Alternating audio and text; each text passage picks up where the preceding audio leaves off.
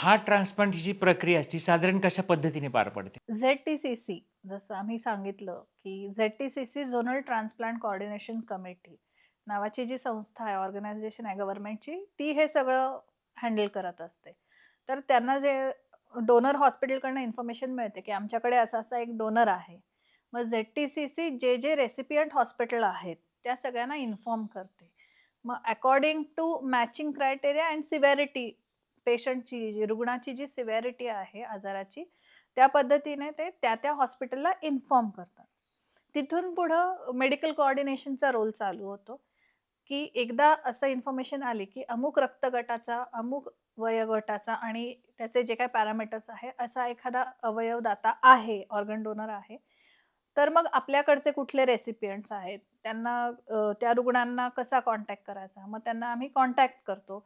पहिल्या कॉलला सांगतो, की 24 तासात ट्रान्सप्लांट व्हायची शक्यता आहे, तुम्ही तयार राहा.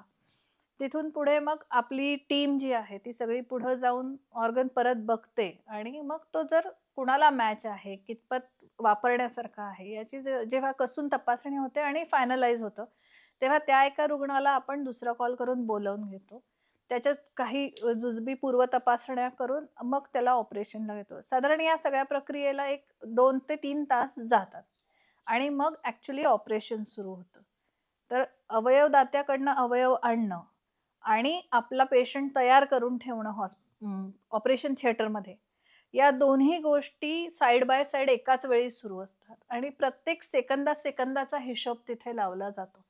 कारण तो ऑर्गन काढून एका शरीरातनं दुसऱ्या शरीरात बसवून त्याला काम करायला ठराविक वेळेची बंधनं असतात. ती मॅच करण्यासाठी आपल्याला खूप क्षणाक्षणाचा हिशोब ठेवायला लागतो आणि ते फार थरारक असतं.